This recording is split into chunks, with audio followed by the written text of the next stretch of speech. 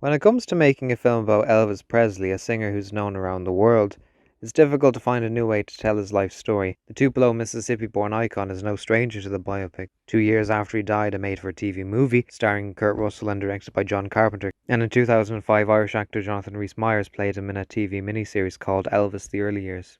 Owing to a family member who's more than a bit obsessed with the king, I've grown up listening to his songs, and though I am not to the same level of fanaticism, I have an interest in his career and life story, and I do like his music as well. So I was interested to see what kind of film would come from a director like Baz Luhrmann, Australia's musical theatre answer to Sam Raimi. His directorial style is, in a word, hyper.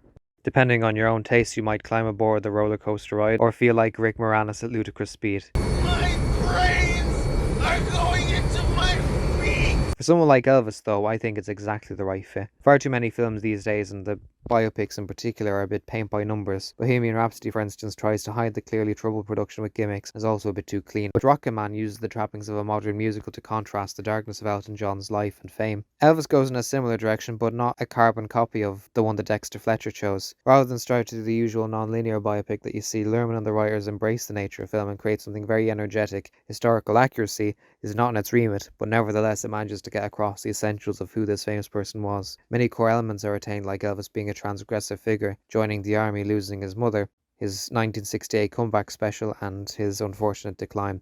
But it's all done in a very cinematic way. It's not striving for realism, because approaching Elvis realistically is just setting you up for failure, in my opinion. This is an exaggerated film in a lot of places. I mean, his first big performance at the Hayride definitely didn't happen the way it does in the film, but it gets across pretty damn well the impact Elvis had on the women and girls of the 50s. Some people would find it bizarre nowadays, but the way he moved around was very provocative for very uptight white people back in the day. My granddad, who was of the original generation of listeners, told me that his own mother said Elvis Presley was the devil. And in terms of exaggeration, Tom Hanks plays against type in this film as Elvis's manager and manipulative arsehole Colonel Tom Parker. This performance has hit a bit of a bum note for people. They find him quite incongruous in the film with the makeup and the accent. But I didn't find it too off-putting because I thought the tone of Elvis worked with it. If there's another film I can compare this one to, I would say Tim Burton's Ed Wood, which features a cameo from Vincent D'Onofrio as the legendary Orson Welles. D'Onofrio was dubbed over by Maurice LaMarche, which probably seems like an odd choice to the unfamiliar, but is a good way to tie into Orson Welles' background as a radio actor. Hanks is pretty much overshadowed by Austin Butler as Elvis. You're going to hear a lot of raving about him online and in reviews, but truly believe the hype. He embodies Elvis Presley. The voice, the stage presence, all the idiosyncrasies. It doesn't feel like someone doing the usual impression at a night out in a bar. He did his homework and put in all the energy to make you care about Presley, and that's bloody brilliant. I can never stress enough just how much a film is made by the lead actor.